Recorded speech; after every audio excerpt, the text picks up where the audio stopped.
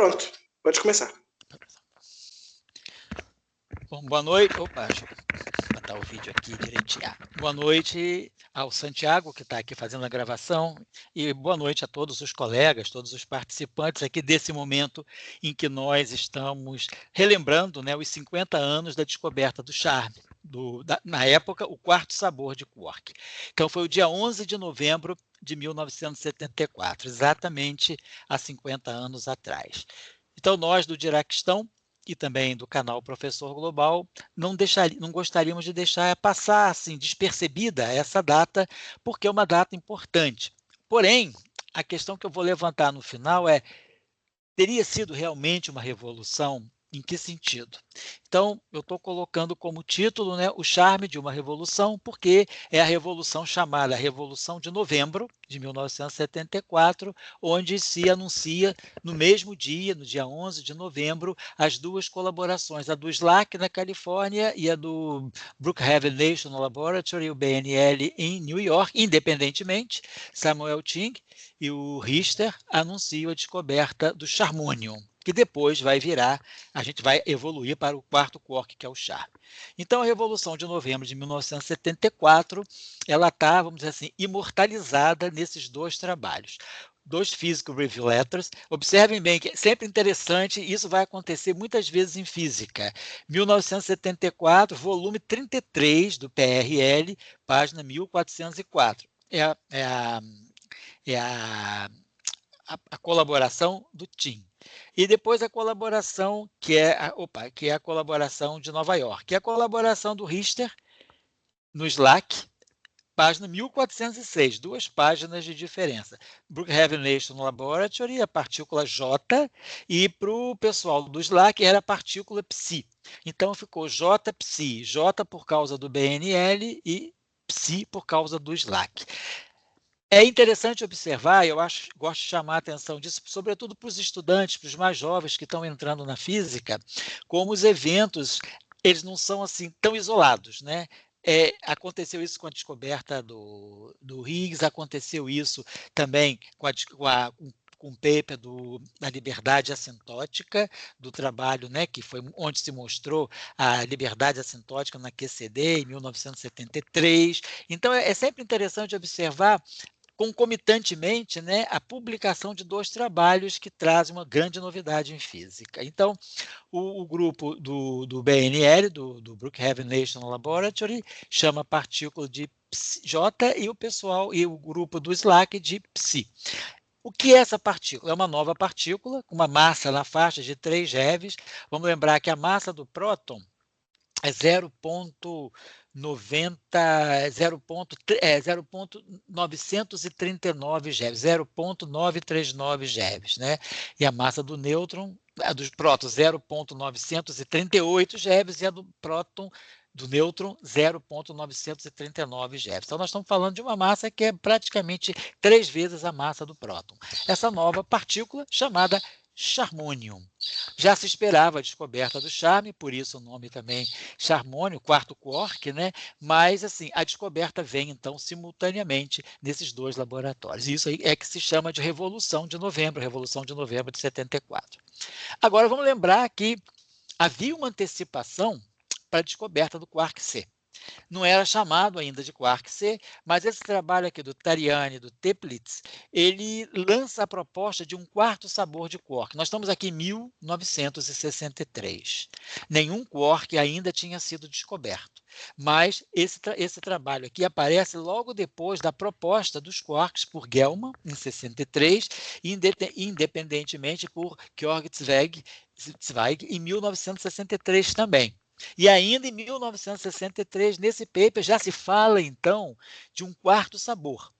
Né? A previsão dos quarks por Gell-Mann e Zweig é baseada na simetria SU3. Esse 3 significa 3 sabores, 3 tipos de quarks, o quark U, o quark D e o quark S. Agora, nesse novo trabalho, já se fala de um quarto sabor de quark e de uma nova simetria estendida, que é a simetria SU4, SU4 de sabor também. Né? Por que esses autores já estão envolvidos também com a presença de um possível quarto quark, porque tinha o trabalho também, já tinha na literatura, né, o trabalho mostrando que nas correntes fracas, nas chamadas correntes neutras, havia uma supressão que não era muito clara. E, então, esse trabalho aqui tenta ver se isso não poderia ser atribuído à existência de um quarto quark. Mas esse paper ainda ele é muito inicial. Ainda, vamos dizer assim, ele toca perifericamente no quarto sabor, mas sem uma fenomenologia muito bem estabelecida, como a gente vai ver mais à frente em 1970. O paper do Bjorken e do Glashow, falando do grupo SU4, o papel da simetria SU4 nas partículas elementares. Então, eu diria que esse é um outro paper pré-Charme. Então, eu estou querendo mostrar o seguinte, que essa descoberta, né, que tem o seu clímax em 1974, no SLAC e no BNL, ela já vinha sendo debatida do ponto de vista mais teórico, de um ponto de vista mais baseado em princípios de simetria. É sempre assim, a simetria ela sempre antecipa, né, a nossa experiência com as simetrias, sobretudo em física de partículas no século XX, tem sido que as simetrias elas são sempre um pré-anúncio de que haverá uma partícula que se espera descobrir. As simetrias trazem sempre novas partículas. Atualmente, nós estamos vivendo essa fase com a supersimetria, que prevê uma série de novas partículas, as chamadas partículas supersimétricas, que estão sendo buscadas, estão sendo garimpadas, né, nos experimentos Atlas, no experimento CMS do LHC. Então, a simetria, quer dizer, o positron, a antimatéria, vem de uma simetria que foi prevista, os mesons π vieram de uma simetria também que tinha sido prevista, simetria SO2 de espinho isotópico, depois veio o trabalho do Yukawa, que prevê os 3 mesons, depois a simetria que prevê os quarks, né, os 3 quarks, e o próprio bóson de Higgs, ele também vem de uma simetria que faz a previsão do bóson de Higgs, e essa simetria ao mesmo tempo faz a previsão de bósons vetoriais intermediários, o W+, o W- e o Z0. Essas partículas aparecem posteriormente. Então, vamos colocar que a simetria é sempre um prenúncio de que novas partículas possam aparecer no espectro da física. Então, não é uma grande novidade essas antecipações. Claro que é uma grande novidade, uma grande contribuição pensar nessas antecipações e ter uma antecipação concreta para propor, como aqui a ideia de um quarto quark, quando os 3 primeiros quarks haviam sido previstos teoricamente, mas ainda faltavam praticamente 7 anos para observá-los. Então, os 3 primeiros quarks são observados em 1970 e depois o quarto quark, que é o quark com charme, é observado em 74. Depois, o quinto quark, que é o quark bottom, ele é descoberto em 1977 e, finalmente, o top é descoberto em 1995. Então, sempre com muita antecipação é feita a previsão. Aqui, então, em 1970, esse, vamos dizer assim, é o paper que marca mais fortemente a previsão do Charme. É o paper baseado num mecanismo chamado mecanismo DIM. DIM de Glashow, Iliopoulos e Maiani. Né? Esse paper, publicado no Physical Review em 1970, Weak Interactions with Lepton-Hadron Symmetry. Então, é um paper que vai em cima de uma fenomenologia muito clara que já estava estabelecida, que é a supressão das correntes neutras que violam, no caso, a estranheza. Vamos pensar, em 1970, já tinham sido descobertos 3 quarks. O quark U, então foi o ano da descoberta dos quarks. O quark U, o quark D e o quark S. O quark D e o quark S, ambos têm carga menos 1/3. O quark U tem carga mais 1/3. O quark S, então, ele pode decair tanto no quark D quanto no quark U. Né? E se ele decai, se o quark S decai no quark D, o quark S tem a mesma carga que o quark D. Então, isso gera uma corrente neutra. Se o quark S decai no quark U, o quark U tem carga mais 2/3. E o quark S tem carga menos 1/3. Então, 2/3 menos 1/3 dá uma carga 1. Então, nós temos uma troca de carga, é uma corrente carregada. Mas o que se observa justamente é que a corrente neutra é muito baixa, é muito supressa, os eventos com corrente neutra são fortemente supressos em relação aos eventos com a corrente carregada. Quer dizer, ou seja, o decaimento de S em U é muito mais visível, é muito mais frequente do que o decaimento do S e no D, no quark D. Então, a pergunta é, por que será que o quark S, né, quer dizer, está sendo, o que está acontecendo que essa corrente neutra está sendo supressa? Por que a gente tem mais decaimento de corrente carregada do que de corrente neutra? Então, a ideia foi que se estabelece, assim, a ideia de um quarto quark. Então, eu teria o U acompanhando o D, como sempre, e apareceria um quark novo, que depois vai ser o charme, acompanhando o quark S. Então, por uma questão de interferência, né, interferência quântica, isso levaria à supressão da corrente neutra com violação de estranheza. Quer dizer, o quark S decair no quark D, você tem uma corrente neutra e tem uma violação da estranheza, porque o quark S tem estranheza, mas o quark D não tem estranheza. Por que isso pode acontecer? Por uma questão de uma interferência quântica. E aí, para isso, eu precisaria ter um outro quark, ter uma nova, compor essa segunda família. Então, esse mecanismo é chamado mecanismo Jim, Glasser e Ophuls-Mayani, que é considerado, digamos, o trabalho e o mecanismo que realmente prevê a existência do quark C, no caso, de um quarto quark, de uma forma mais definitiva e mais fundamentada. Agora, claro, tudo se iniciou mais lá atrás, com o Eightfold Way. Né? Então, o Eightfold Way, que é aquela simetria SO3 de sabor, né, da física hadrônica, estabelecida em dois trabalhos. O trabalho do Neyman, 13 de fevereiro de 61, e o trabalho do Gell-Mann, 27 de março de 61. De novo, estou mostrando assim a distância de dois trabalhos de pouco mais, de pouco mais de um mês, de 13 de fevereiro para 27 de março, dois trabalhos independentes. Yuval Neeman, aqui, o trabalho chama-se, né, Derivação das interações fortes de uma invariância de gauge, nesse caso, simetria SO3, de Flavor. E aqui o trabalho do Gell-Mann, de 61, Simetrias de bários e mesons. Ambos publicados, né, em 1961. O paper do Neyman, Nuclear Physics, e o paper do Gell-Mann, Physical Review. Então, nesses dois papers, o Eightfold Way ainda não prevê o quark. É apenas um sistema classificatório dos baryons e dos mesons, ou seja, dos hadrons.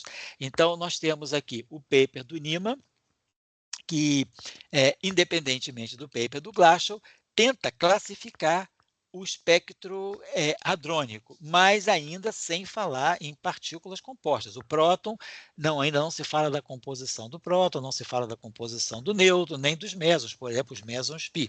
Está se falando apenas de uma simetria de sabor que gera o que a gente chama dos multipletes, né, de SO3, que são o octete, o decuplete, o dodecuplete. E tem um trabalho de Okubo, também de 61, ele faz uma nota sobre a simetria unitária nas interações fortes, publicada no Progress in Theoretical Physics, que é a revista japonesa, né? O trabalho é de dezembro de 61, ele é lançado, né, como pré-print em dezembro de 61, mas é publicado depois da emissão de pareceres, né, pelos julgadores do trabalho, só em 1962. Mas é um paper também de 61, mostrando a intensa atividade que havia, seja na Europa, né, nos Estados Unidos, que no Japão. Né, o Neyman, nessa época, estava na Inglaterra, o Gell-Mann nos Estados Unidos e o Okubo no Japão. Eles, então, publicam, assim, independentemente, esses trabalhos que mostram, então, a presença dessa simetria SO3 na física hadrônica. Então, isso é a base, porque é daí que vai vir a previsão dos quarks. A logomarca aqui do Eightfold Way, eu gosto de colocar esse octete, que é o octete de baryons, né? Então, nós temos o próton e o nêutron aqui em cima, né? Então, temos o próton e o nêutron, que é o dublete de SO2, mas estão no octete de SO3. Quando havia só a simetria de spin isotópico, nós tínhamos só próton, nêutron, sigma mais, sigma zero, sigma menos, xi0, xi menos e lambda um singlet. Cada linha horizontal, cada dessas, vamos dizer, dessas ligações horizontais é a simetria SO2. E o vertical é, então, a introdução da estranheza, né? Que é um novo número quântico que apareceu a partir de 1955, que foi introduzido na física de partículas. Bom, então, esse octete aqui mostra uma grande realização do Eightfold Way, que é as representações unitárias irredutíveis do grupo SO3 contém, entre todas as possibilidades, tripletes, antitripletes, sextetes, octetes, decupletes, dodecupletes. Esse aqui é o octete típico dos baryons, né, mais leves, próton e nêutron, do Eightfold Way. Então, isso tudo aqui está marcando a percepção de uma simetria global, SO3 de sabor, na física de interações fortes. Então, ainda é uma era pré-quarks, mas essa simetria SO3 vai ser a simetria inspiradora da previsão dos quarks. Muito bem. Aqui, chamar a atenção para uma questão também que eu acho importante, acho importante a gente ressaltar, né, assim, no mundo, sobretudo na nossa área. Esse trabalho aqui do Dirac, A Remarkable Representation of the 3+2 de Sitter Group, uma representação notável, especial, do grupo diante de Sitter 3+2. Na verdade, ele tá falando de um espaço-tempo 3+2 dimensional e está falando de um grupo de de Sitter como sendo um hiperboloide quadridimensional imerso nesse mundo 5-dimensional com 2 direções temporais e 3 dimensões espaciais. Quer dizer, é o grupo aqui de isometria é o SO23, mas esse O23 ele ele é, na verdade, o grupo de isometria em 5 dimensões. Mas se eu tomo um hiperboloide nessas 5 dimensões e esse hiperboloide é invariante por SO23, eu ganho um sistema vinculado, um hiperboloide quadridimensional, que é o espaço de de Sitter. Então, ele vai representar, e o grupo diante de Sitter, na verdade, é o SO14. Eu estou em 5 dimensões, esse é o de Sitter, né? Bom, só que nesse caso aqui, Dirac, está falando do anti-de Sitter, porque estão 2 dimensões temporais. Então, o SO23 é um grupo de anti-de Sitter. O grupo de de Sitter 5-dimensional é o SO14, uma dimensão temporal, 4 dimensões espaciais. Aqui nós estamos falando do SO23, 2 dimensões temporais, 3 dimensões espaciais. Então, na verdade, esse 3+2 de Sitter é o anti-de Sitter, é um espaço de anti-de Sitter quadridimensional, que é um hiperboloide quadridimensional imerso nesse espaço 5-dimensional. E Dirac estuda as representações do grupo de anti-de Sitter e chega a uma conclusão muito interessante. Olha o ano, 1963. Que ano é esse? O ano dos quarks.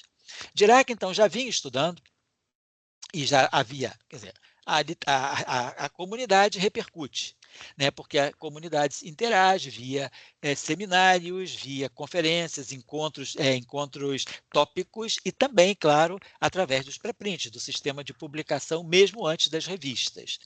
Então, já havia assim, essa percepção do Dirac que as partículas devessem ser compostas de objetos muito mais simples. E isso, quer dizer, seria, vamos dizer, a busca mais radical do átomo grego, daquele indivisível, da menor porção de matéria. Então, Dirac, estudando o grupo de anti-de Sitter, que tem constante cosmológica negativa, ele prevê a existência de um tipo de partícula que ele chama de singleton. Então, são os singletons de Dirac, que deveriam ser os constituintes de toda a matéria conhecida, inclusive do elétron, do fóton, e das partículas em geral, do próton, do nêutron. Ele não fala de quark, ele fala de singletons. O singleton seria o objeto mais fundamental.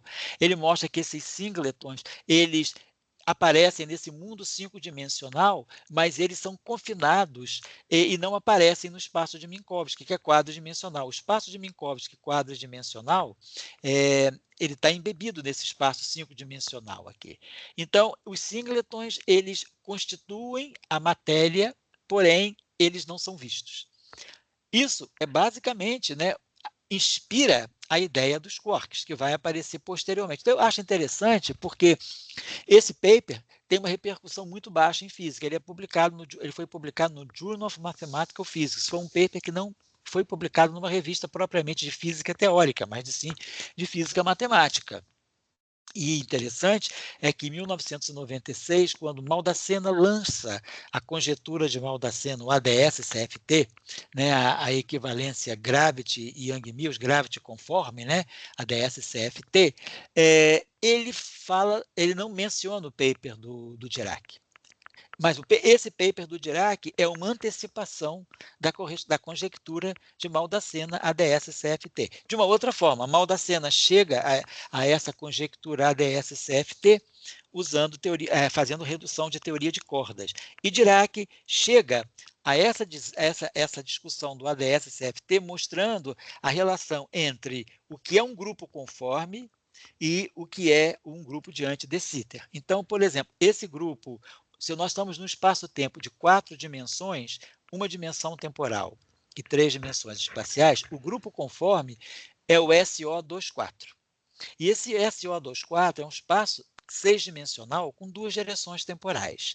E aí, se eu pego um hiperboloide 5-dimensional, aí eu posso construir um espaço de anti-de Sitter nesse espaço 6-dimensional. Então, esse espaço 6-dimensional tem como grupo de isometria SO24. E SO24 deixa invariante um hiperboloide 5-dimensional definido, embebido nesse espaço 6-dimensional. Então, SO24 é o grupo conforme de 4 dimensões e esse hiperboloide 5-dimensional tem como grupo de isometria aquilo que é o grupo conforme de 4 dimensões. Então, se estabelece, e o grupo de anti-de Sitter, o espaço de anti-de Sitter, ele tem uma constante cosmológica, então ele tem uma gravitação.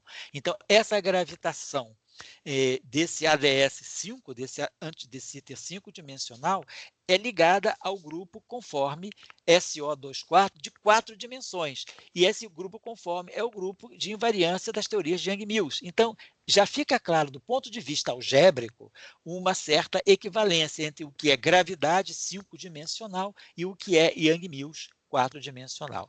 Esse trabalho de Dirac é muito profundo e ele prevê a existência de partículas mais fundamentais. As partículas mais fundamentais. E aí, não é à toa que, em 1900, nós estamos ainda no Eightfold Way, 63, Dirac vem com a ideia dos singletons, de que existem componentes mais fundamentais do que as próprias partículas elementares da época, sem qualquer alusão aos quarks, ele fala dos singletons, então, do Eightfold Way e dos singletons, nós estamos a um passo da previsão dos quarks. E aqui eu também gostaria de chamar a atenção para uma coisa muito interessante. O paper do Gell-Mann, então, o Gell-Mann, do Eightfold Way, ele agora percebe que o Eightfold Way, o grupo SU3, pode dar origem aos quarks. E o Zweig, também publicado em janeiro de 64. Então, 17 de janeiro de 64, e o paper do Gell-Mann, 1º de fevereiro de 64. Mas ele é recebido pela revista em 4 de janeiro de 64. Eu coloco essas datas para mostrar que há uma espécie de ressonância, né, na comunidade. Está se pensando em lugares diferentes sobre um problema que, digamos, que está no ar. É importante a gente observar justamente a contextualização.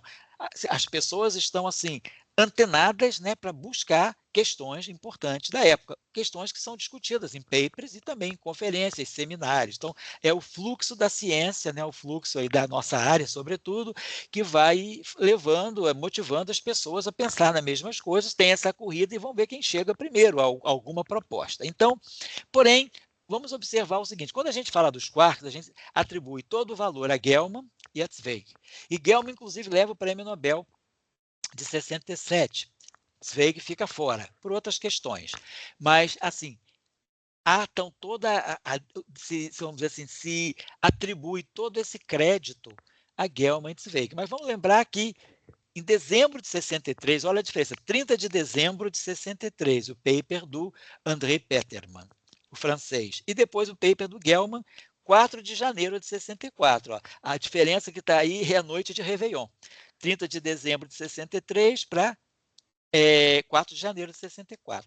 Peterman, nesse trabalho, ele já faz a previsão dos quarks. Isso não fica claro na literatura. É um paper esquecido, está publicado no Nuclear Physics, mas em francês. Eu botei o título aqui em inglês, mas o trabalho é em francês. E ele diz a gente pode fazer esse recorte aqui do paper do Peterman, quando ele diz: se quer preservar a conservação da carga, o que vamos dizer, o que é fortemente, o que é altamente desejável, o que é altamente desejável, as partículas, então só lendo no ritmo certo, né? Se quer preservar a conservação da carga, o que é altamente desejável, as partículas devem, portanto, ter seus valores, ou ter valores não inteiros da carga. É o caso do quark, cargas fracionárias. Ele fala, este fato é desagradável, mas não pode, acima de tudo, né, ser excluído com bases físicas. Ou seja, ele diz, deve haver cargas fracionárias no interior do próton ou do nêutron, mas essas cargas fracionárias são estranhas, são desagradáveis, mas nós não temos bases físicas ainda para excluí-las. Não se pode, então, mas não se pode, depois de tudo, né, ou acima de tudo, serem excluídas por bases físicas, né? Então, esse paper aqui é considerado um paper também que faz a previsão do quark. Então, nós temos Peterman, Gell-Mann e Zweig. Cada um tem em conta o seu problema. Peterman, então, paper em francês, talvez por isso ele tenha passado mais despercebido. Era no Nuclear Physics, mas foi publicado em francês. O paper do Gell-Mann teve bastante repercussão, e o paper do Zweig nunca foi publicado em revista. É um paper que ficou sempre naquilo que é o preprint. Nos dias de hoje, ele seria um eterno archive. Estaria sempre no archive. Mas ele ficou... O Zweig era um jovem, era visitante, ainda não era doutor, estava no CERN, e ele fez essa previsão também dos quarks, usando a simetria SO3. Então, o Gell-Mann, quando ele fala de um modelo esquemático de baryons e mesons, ele está retrocedendo ao SO3, no qual ele trabalhou em 61, mas agora ele está olhando para o triplete, não para o octete. Ele está olhando para o triplete, mostrando que triplete e antitriplete podem formar os mesons, e triplete vezes triplete vezes triplete podem formar, por exemplo, o octete de baryons. Então, ele começa a mostrar que a própria simetria do Eightfold Way, o próprio SO3, ele tem as bases de partículas mais fundamentais que podem formar os baryons e os mesons. Não são os singletons de Dirac, mas a ideia é essa, que Dirac sempre colocava que deveria haver objetos mais fundamentais do que o próprio elétron. O próprio elétron seria composto de singletons. Hoje, depois da década de 70, do trabalho de Salam e de Paty, né, do Yogesh Paty, esses singletons foram tratados como os préons. Né, os préons, que são os precursores da matéria de quark, da matéria nuclear, e inclusive precursores também dos próprios leptons, do elétron, do muon e do tau. Mas interessante, então, acho mais a curiosidade. Então, vamos dizer assim, a comunidade esquece do Peterman e sempre faz referência ao Gell-Mann e ao Zweig. O Zweig ficou meio marcado porque o diretor do CERN na época, que eu acho que era o Prentick, ele não deixou o Zweig publicar os trabalhos saindo do CERN. Inclusive, ele fechou a possibilidade do Zweig publicar pelo CERN, porque o Zweig usava uma notação, uma formulação menos canônica, palavras assim menos convencionais nos papers de física, em vez de chamar de precursores da matéria, os quarks, ele chamava ases, ele fazia uma alusão às cartas, ao jogo de cartas de baralho. Isso deixou assim um pouco algumas pessoas meio chocadas, mas uma coisa simples como isso, mas a nossa comunidade, a gente sabe, é muito canônica para essas coisas, né? É difícil fazer um paper mais colorido, mais metafórico, porque a comunidade grita um pouco. E aí o Zweig ficou fora, ele foi impedido de publicar o trabalho dele, ficou só no pré-print do CERN, as revistas não aceitaram, e depois o Prentick, o diretor, não quis que ele publicasse mais nada pelo CERN. Ele de fato sai do CERN e vai para os Estados Unidos fazer o doutorado com Feynman. E o Zweig tinha sempre uma linguagem muito colorida. O próprio Feynman diz que leva 2 anos para entender o Zweig. Então, o Zweig fica 2 anos ali tentando bater uma bola, se aquecer com o Feynman, até que depois de 2 anos a coisa procede e Zweig termina o doutorado com o Feynman. Mas depois o Gell-Mann ganha o prêmio Nobel pela descoberta dos quarks, pela previsão dos quarks, né? E também pelo Eightfold Way, e o Peterman fica de fora, e o Zweig fica de fora. Então, estamos em 3 momentos importantes, né? Eu diria, o paper do Dirac, que lança uma ideia de extrema, vamos dizer, radical existência de constituintes fundamentais da matéria. Aí, depois do Eightfold Way, se chega através de Peterman, Gell-Mann e Zweig, a ideia de quarks. Então, estamos lá, os quarks estão chegando, mas ainda partículas hipotéticas, permanecem hipotéticas. Entre 67 e 70, essa categoria de experimentos Deep Inelastic Scattering realizadas no SLAC, na Califórnia, onde depois, né, em 74, é descoberto o charmônio. Descobrem-se os quarks. Tem esse trabalho aqui do Bjorken, né, regras de soma assintóticas para momento infinito, publicado no Physical Review de 1969. Então, aqui essa contribuição importante desse paper é o scaling de Bjork, um comportamento muito particular na época para as seções de choque e que ele é fundamental inclusive para a introdução da simetria conforme em teoria quântica de campos, mostrando como então esse scaling aparece, porque nesse nível de energias mais altas, que é do Deep Inelastic Scattering, elétrons altamente energéticos colidindo com alvos de prótons ou de nêutrons, né? Nós temos como simetria a simetria de escala, ou seja, a simetria de dilatação, que é parte do grupo conforme, né? Ela é uma simetria do grupo conforme. O grupo conforme seria Poincaré, né, os 10 geradores de Poincaré, mais a escala, e depois os chamados conformal-boosters, que são transformações de escala locais. Então, é um grupo de 15 parâmetros, mas um dos parâmetros, que é o parâmetro de escala, é o parâmetro da simetria de dilatação, que é, então, vamos dizer, a simetria responsável por esse comportamento de escalado, né, das seções de choque no Deep Inelastic Scattering. E é daí que, então, vem a ideia de que há objetos mais fundamentais no interior do próton e do nêutron. Ao se bombardear alvos de prótons por elétrons altamente energéticos, os elétrons têm uma penetração, têm uma energia muito alta, portanto, um comprimento de onda muito curto, e eles conseguem penetrar no comprimento de onda de Compton do próton e aí perceber a existência de estruturas mais pontiformes, que são centros espalhadores no interior do próton e do nêutron. E aí isso aí configura a existência de objetos mais fundamentais no interior do próton. Feynman, que faz esse artigo aqui, colisões de hadrons a energias muito altas, ele não chama de quarks, ele diz que o que tem ali não são os quarks, mas os chamados partons, né? Partículas, parton significa isso, um é partícula e parton é a parte, né? Então, são partículas que carregam uma fração da energia e do momento do próton. Por isso ele chama de partons. O Feynman não identificou disso. O parton não é o quark. Essa era a ideia do Feynman, mas acaba depois esse trabalho aqui do Bjorken e do Pascos, né, de 69 também, então tudo acontece em 1969, né, um ano importante, né, de muitas mudanças no mundo, mudanças sociais. Eles investigam a estrutura dos núcleons e identificam os partos de Feynman com os quarks. Então, esse trabalho do Bjorken e dos Pascos, eles entendem que Feynman, que a ideia é essa, através do scaling de Bjorken, Feynman detecta que o que há no interior do próton são objetos, né, que carregam parte do momento e da energia do próton.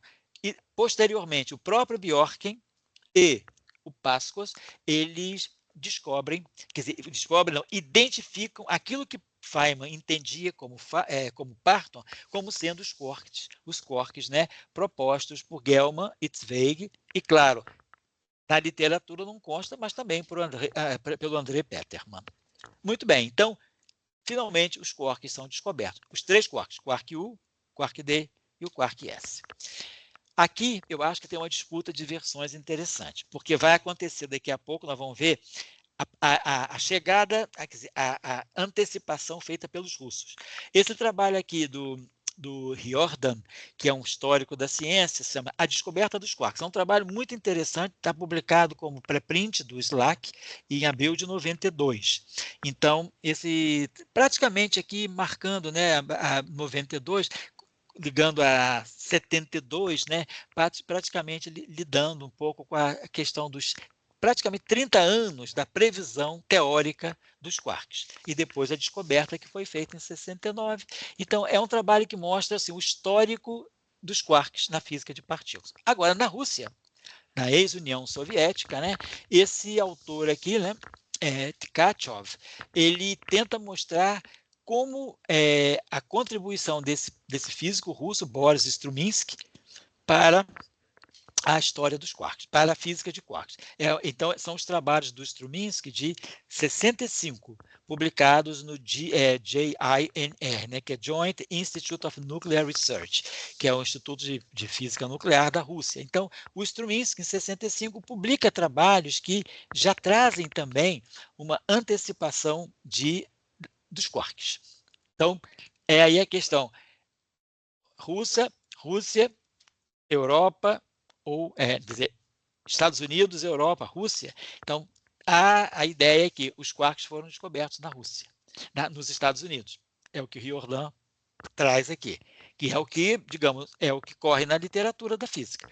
Mas, na época, a física da União Soviética era ainda um pouco mais fechada. Esse autor aqui, Tkachov, ele mostra que a ideia de quarks já vinha sendo trabalhada na Rússia, e um dos grandes nomes é esse Boris Struminsky. Esse trabalho está publicado na seção de História da Física dos Arcaivos, 2009, mês de abril. Interessante, quem quiser ler, tem uma fonte para ver, digamos, essa disputa aí, né, de prioridade, essa disputa, ou seja, de antecipação, foram os russos ou foi realmente o SLAC, os americanos, né? Aí agora a ideia do quarto quark, que é o mecanismo de Glashow, Iliopoulos e Majani. Esse trabalho publicado em 70, né, interações fracas com a simetria lepton-hadron. Então, nós já falamos sobre isso, que era preciso introduzir um quarto quark para poder se mostrar a supressão das correntes neutras violando a estranheza. Então, o quark S, né, ele pode decair no quark U, mas decai muito raramente no quark D. E isso aí, então, tem toda uma discussão de interferência quântica que faz com que é preciso ter mais um estado para poder haver uma interferência entre as duas correntes e a corrente neutra ficar supressa em confronto com a corrente carregada. Aqui, uma outra disputa entre a Rússia e os Estados Unidos, a previsão das cores. Então, o quark, né, devido ao aparecimento daquela partícula ômega-, que são 3 quarks S, S, S, S, que foi descoberta, a ideia era 3 quarks S, S, S, né? 3 quarks, cada um com spin meio, então 3 férmions, né? Será que eles poderiam ter todos os números quânticos iguais, né?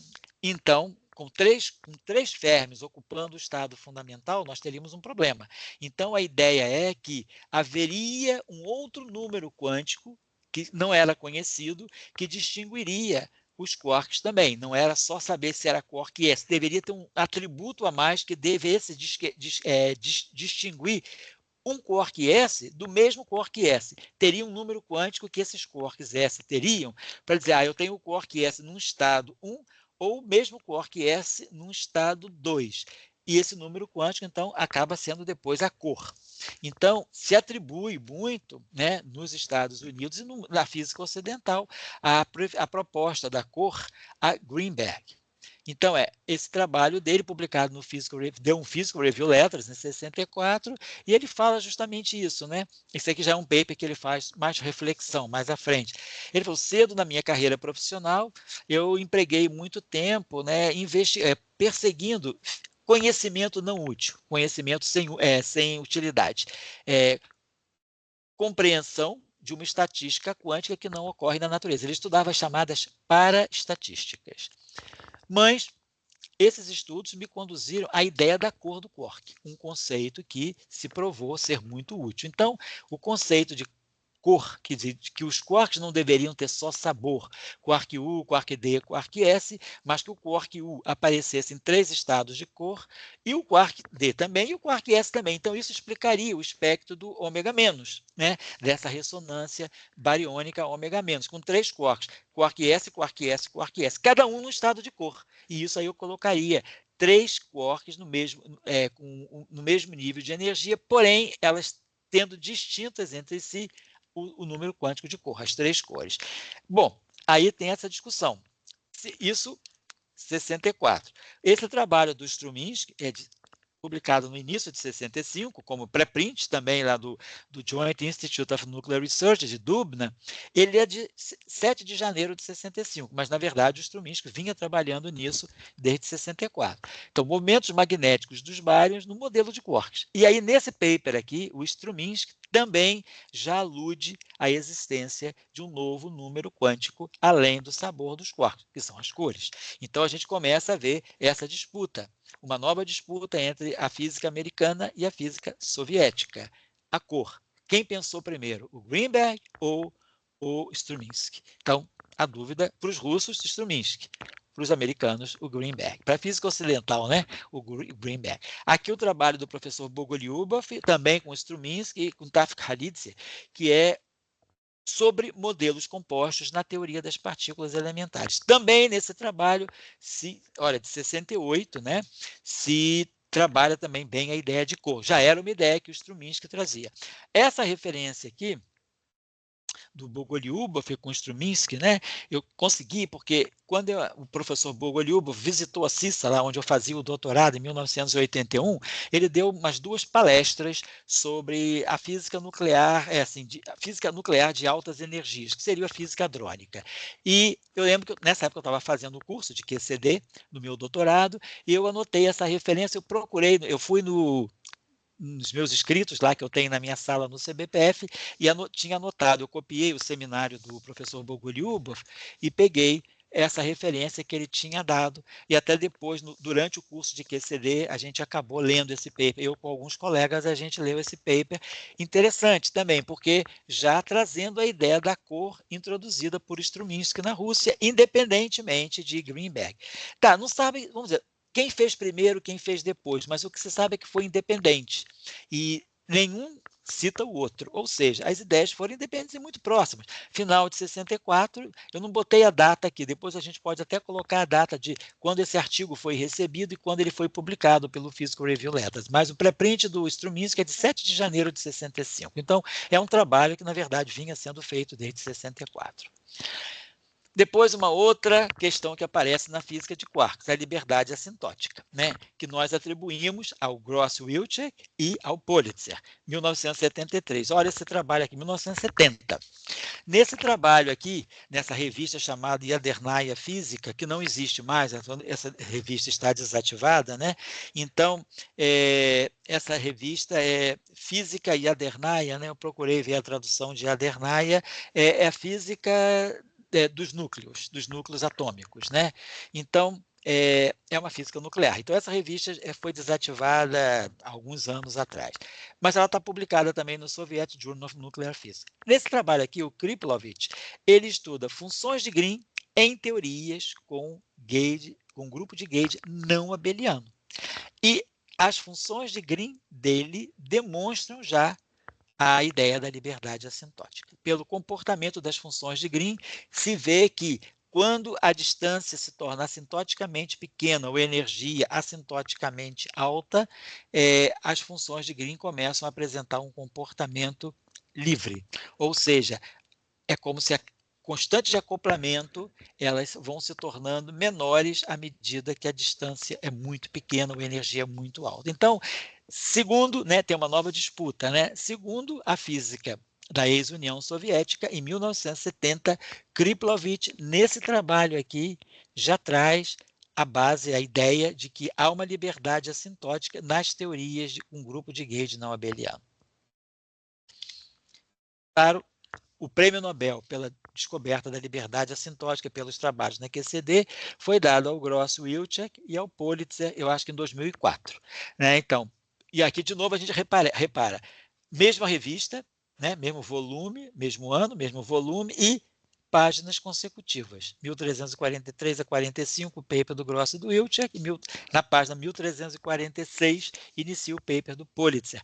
Todos dois, então, mostrando o fenômeno da liberdade assintótica, que, segundo, né, a pesquisa, né, quer dizer, as publicações indicam Kriplovich.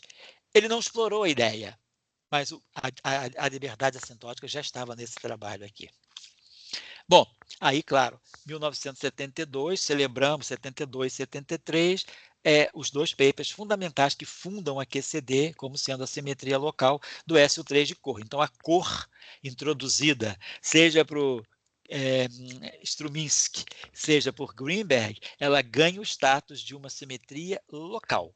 Então, eu tenho uma teoria de gauge para a cor, não tenho uma teoria de gauge para o sabor, mas sabor é simetria global, cor é simetria local. E aí tem o primeiro trabalho, que foi publicado nessa conferência aqui de altas energias, né, em Chicago, é o trabalho Current Algebra, Quarks e o que mais. Então, é o trabalho que lança o Lagrangiano da QCD.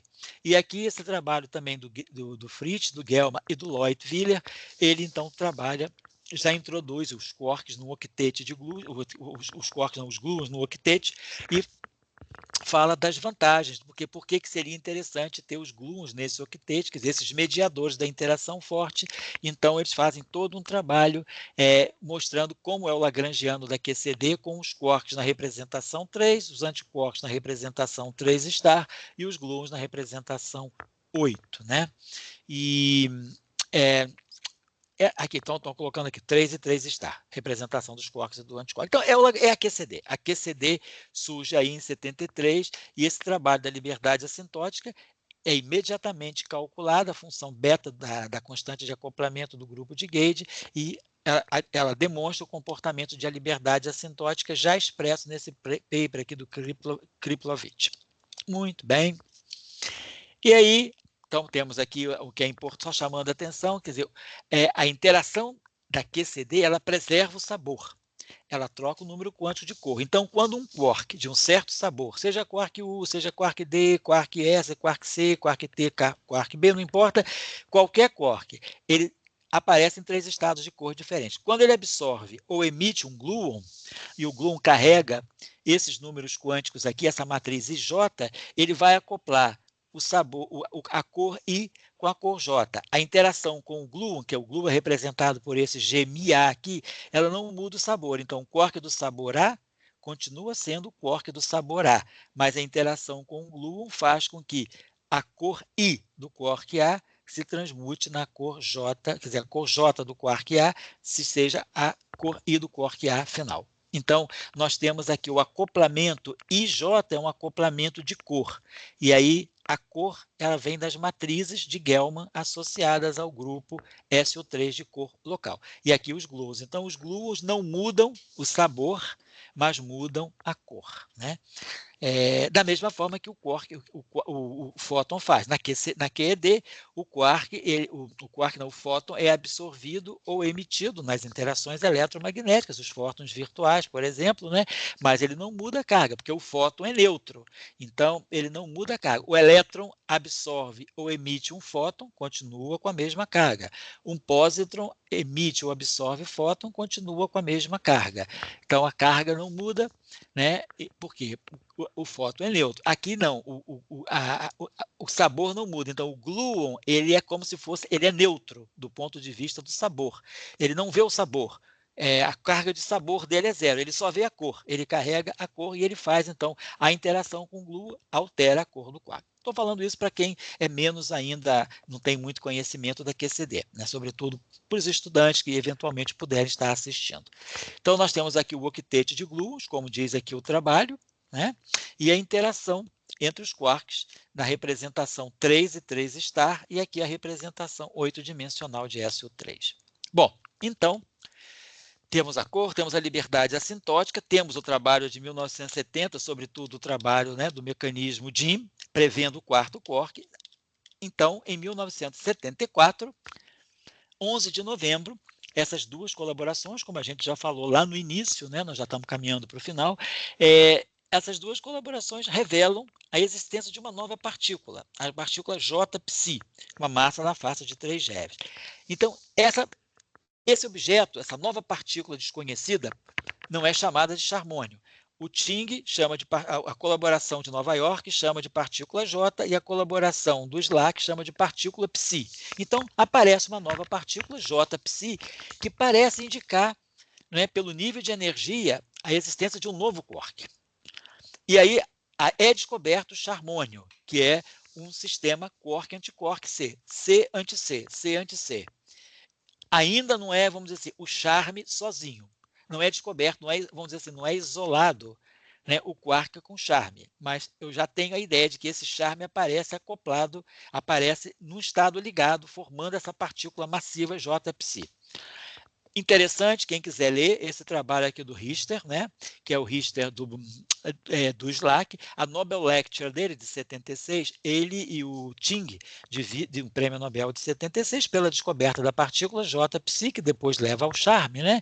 Então, na Nobel Lecture dele, ele fala, né, o que acontece, a partícula psi, o J-psi, né, para eles, né, era a partícula psi, o pessoal da Califórnia era a partícula psi.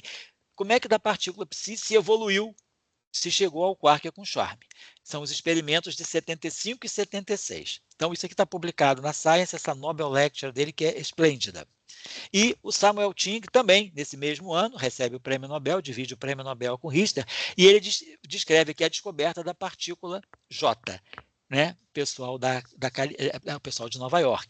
Uma recoleção pessoal. Eu tenho esse link aqui, né, que é onde está a Nobel Lecture do Samuel Ting. Então, ambos mostrando que chegaram ao charmônio.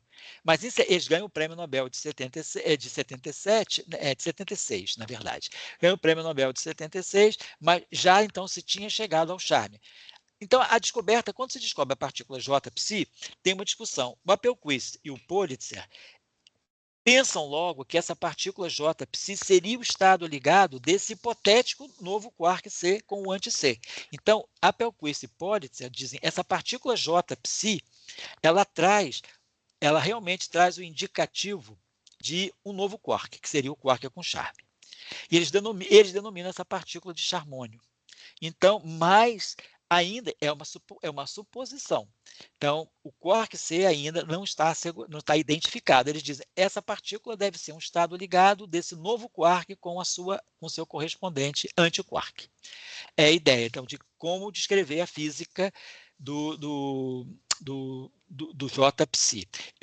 Esse trabalho do de Rúrula, Álvaro de Rúrula, o mestre espanhol, né, com o Glashow, eles nesse trabalho aqui de 75, então vamos vendo as datas aqui, ó. 6 de janeiro de 75, o Appelquist e o Glashow estudam, então, a proposta, né, de que o quark, vamos dizer, o J-psi seria o charmônio.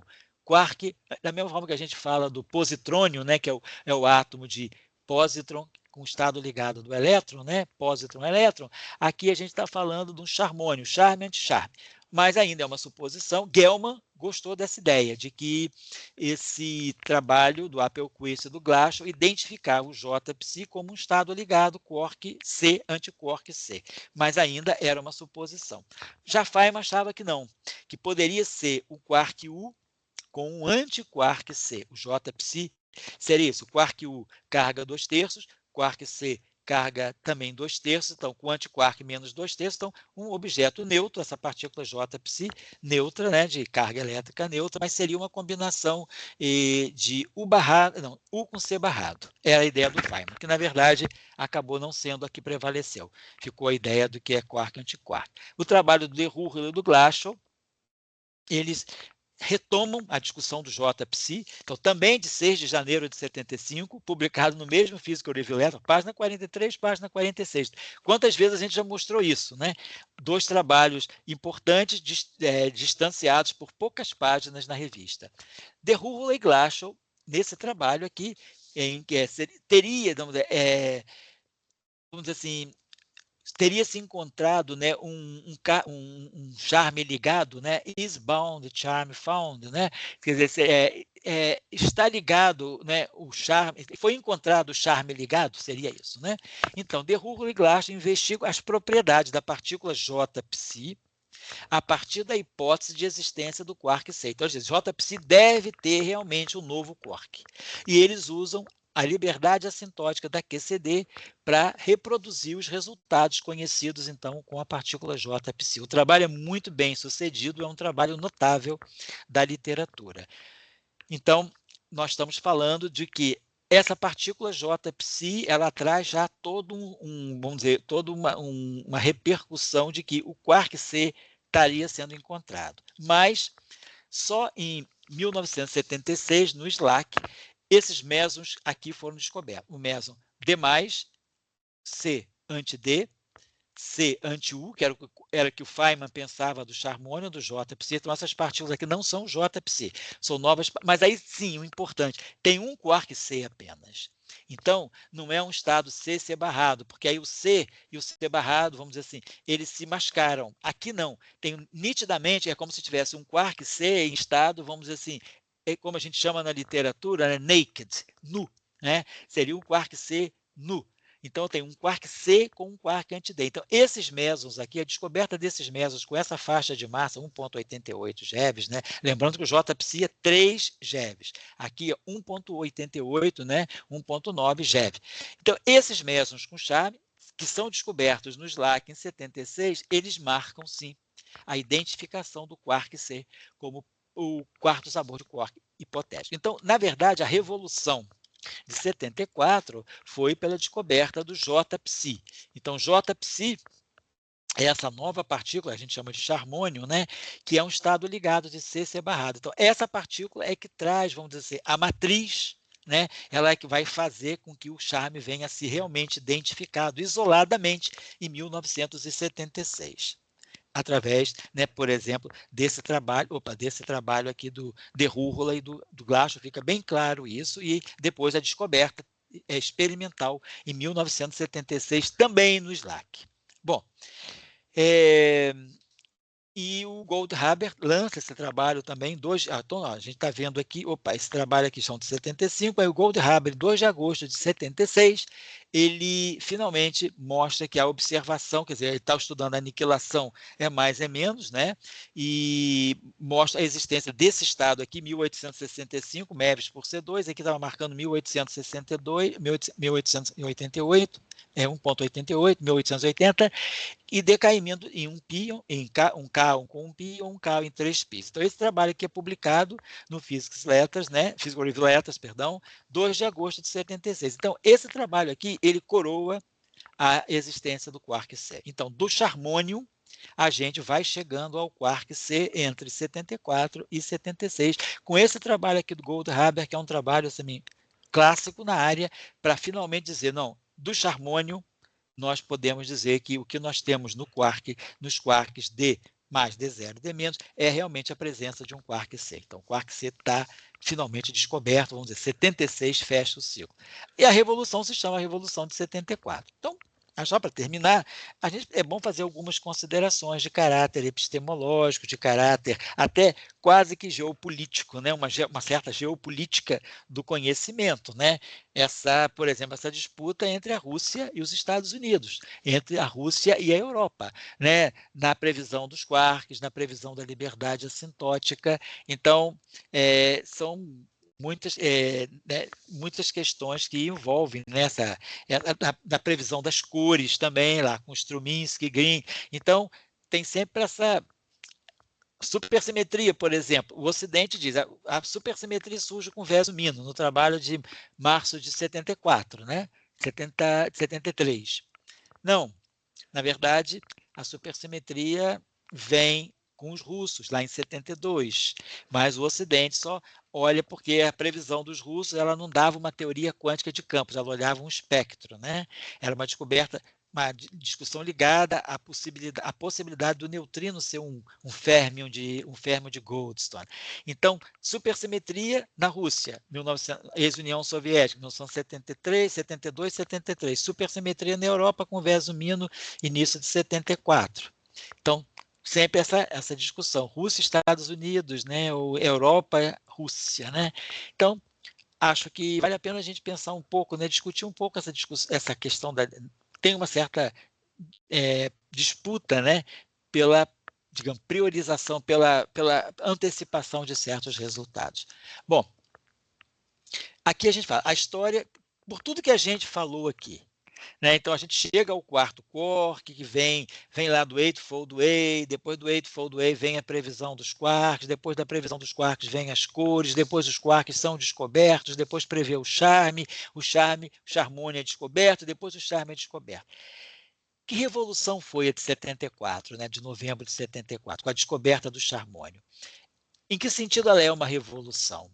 Porque a revolução teria que ser uma mudança, vamos dizer assim, muito súbita, né? Uma mudança muito abrupta, que quebra, vamos dizer, alguma coisa que já é consagrada. Vamos dizer, a ideia de quarks era antiga, vamos dizer, a ideia de quarks é de 64. O quark com charme é descoberto em 74, 10 anos depois. Então, quark, modelo, quer dizer, Eightfold Way, quark, cor. Então, em que sentido a gente pode falar de uma revolução? Teria sido essa revolução, assim, quiser, a descoberta do JPC é muito importante, mas a descoberta dos quarks, o D e S também. Será que a revolução mais forte não teria, se se fala de uma revolução, não seria a descoberta do U, do D e do S, que eram previstos teoricamente? Ou será que a revolução não seria a previsão teórica do U, D e S? Se havia previsão teórica de existência de quarks, no interior dos prótons e dos nêutrons, isso induziu a realização de experimentos.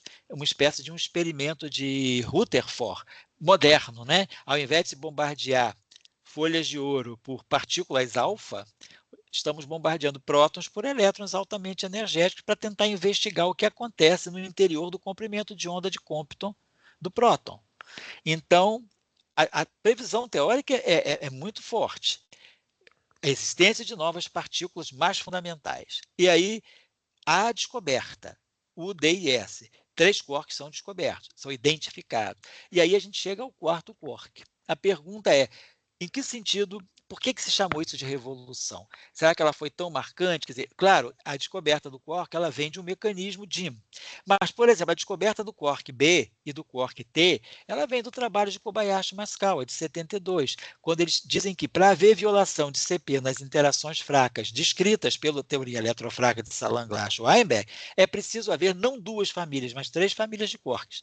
Então, antes de se descobrir o quark C, em 74, em 72, Kobayashi e Maskawa já estavam prevendo a terceira família, que é o quark top e o quark bottom.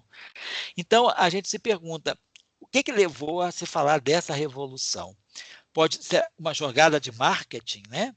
Claro que é um grande evento, a descoberta do JPSI, que levou ao quarto quark, mas em que sentido ela é mais revolução do que a própria descoberta dos quarks UDIS no próprio SLAC, nos experimentos com Deep Enlace Scattering, ou a previsão teórica, né? A previsão teórica dos quarks, feita por Peterman, por Glashow, por Gell-Mann e por Zweig.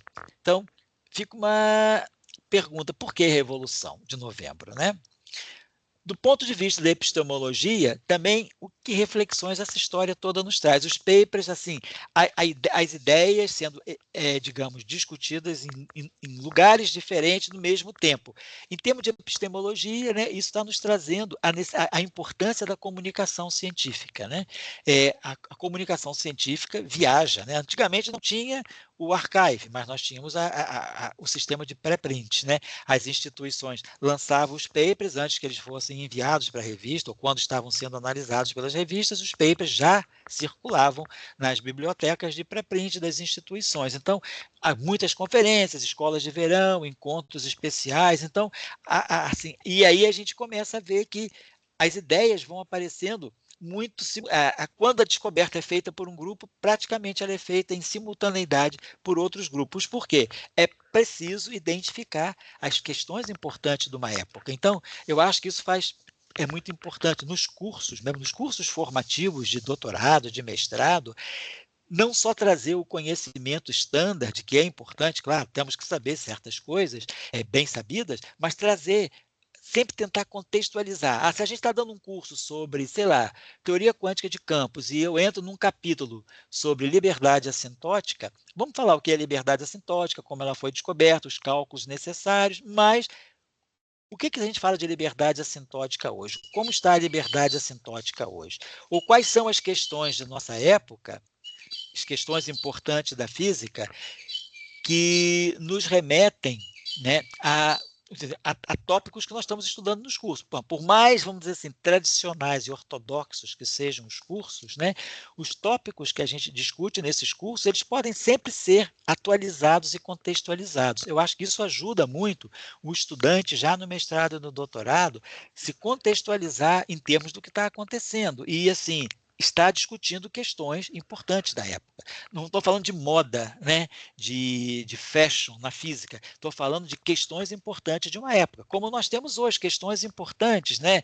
Unificação, qual é o programa de unificação, vale a pena? Teoria de cordas, gravitação quântica, física além do modelo padrão de várias modalidades, supersimetria, supergravidade, large extra dimensions, né? E também problemas na cosmologia, problemas discussão do modelo padrão, quebra da simetria de Lorentz, né? Então a gente tem várias questões que, às vezes, dando um curso de eletromagnetismo, um curso de mecânica quântica, tradicionais mesmo, ou um curso de física de partículas, não só a gente se deter naquele assunto, que é um assunto mais acadêmico, mas mostrar como esse assunto é discutido hoje e que questões da nossa época nos remetem a esse assunto, né?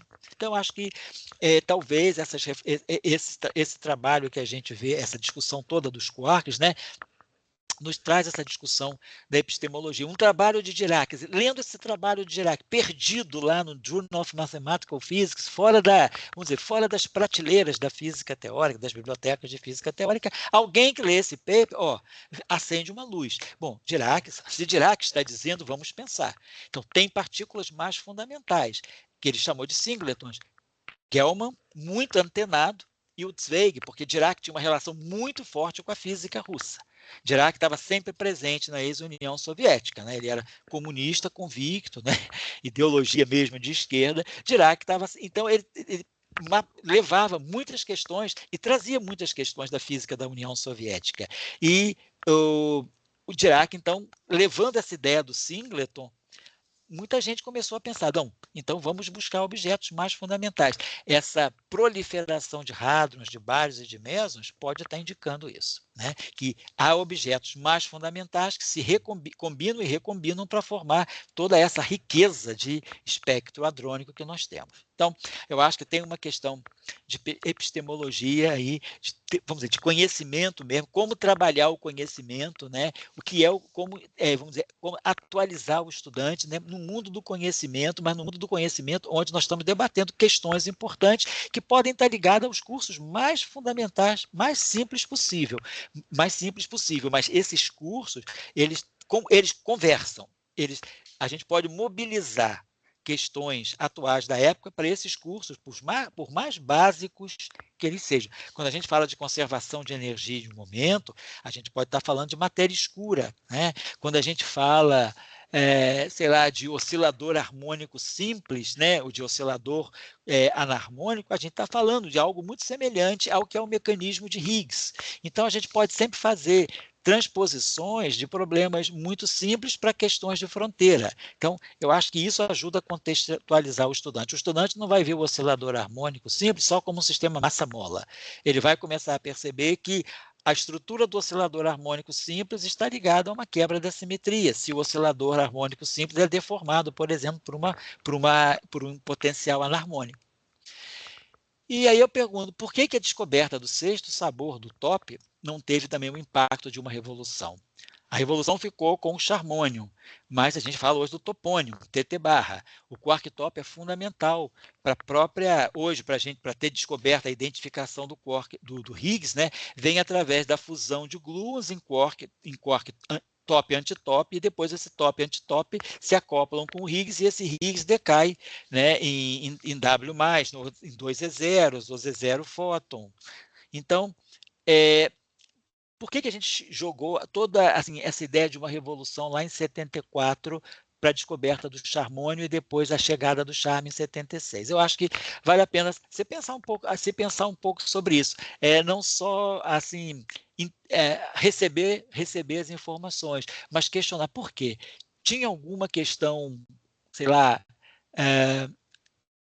assim, uma questão mais até de política científica, de marcar fortemente essa revolução nos Estados Unidos, né, tendo em vista que na Rússia já se tinha antecipado também a existência dos quarks. Então, em que sentido por que essa revolução ganhou tanta força, né, quando houve a descoberta do charme, né?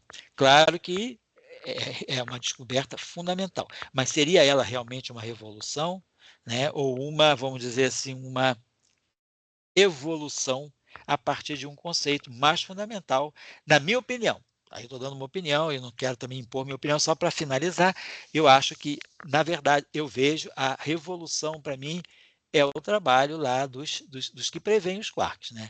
Do Peterman, do Gell-Mann e do Zweig. Aí tem uma revolução, que, na verdade, essa revolução é inspirada por vamos dizer assim, por um Che Guevara da física, que foi o Dirac. Dirac sempre com as suas ideias muito precursoras, antecipadoras e colocando assim, até revolucionárias, né, que fazia e mexia com a estabilidade de pessoas como Pauli, como Heisenberg, quando ele prevê lá a antimatéria, a discussão do mar de Dirac, a interpretação do que era a antimatéria, dos buracos como sendo antimatéria, aquilo tudo é muito revolucionário. Então, eu pergunto, será que a revolução está no trabalho dos singletons? A revolução está no trabalho da previsão dos quarks? A revolução está na descoberta dos quarks ou a descoberta do charmônio é a revolução? Talvez houvesse uma questão de natureza até de política científica que obrigasse a jogar muito flash naquela descoberta do topônio 74 para dar uma certa força, né, a, digamos, concessão de verbas, grandes verbas para os aceleradores e para a física de partículas, a física experimental de partículas ter apoio financeiro. Então é preciso também lançar essas ideias revolucionárias, né? E chamar, quer dizer, essas ideias importantes e chamar de revolução. Então eu deixo essas consideraçõezinhas simples aqui que eu estou propondo, mas acredito que muitas outras possam vir de outras pessoas. Então, essa era a ideia, que nós não queríamos deixar passar em branco, né, esses 50 anos da descoberta do charmônio e, eventualmente, em 76, a descoberta do próprio charme. Então, a gente, tanto do professor Global quanto do Dirac estão, né, no CBPF, nós gostamos sempre de assim, lembrar dessas datas importantes e dos papers fundamentais, porque isso eu acho que faz parte de criar para o nosso estudante, né, para o jovem físico, né, e para a jovem física, esse sentido de pertencimento, conhecer a história da área, discutir a história da área, perceber os encaminhamentos que os conceitos e as novas ideias ganham dentro da sua área de trabalho. Então, a gente sempre procura assim, discutir questões ligadas a essas efemérides, né, das teorias que a gente estuda, né, modelo padrão e física além do modelo padrão. Então, já passa da meia-noite. Queria agradecer ao Santiago pela grande gentileza de estar fazendo essa gravação, depois de uma jornada de muito estudo na UERJ. Santiago é mestrando lá do grupo da UERJ, de Física Teórica, né, Partículas e Campos, e se dispõe sempre a ficar aqui nas nossas caminhadas noturnas para fazer as nossas gravações. Obrigado ao Santiago e obrigado aí a todos os colegas que eventualmente estarão, a partir dessa nossa discussão aqui, trazendo também as suas reflexões. Uma boa noite e, Santiago, de novo, muito obrigado. Opa, acho que foi. Você me Foi, então escuta? tá. Bem,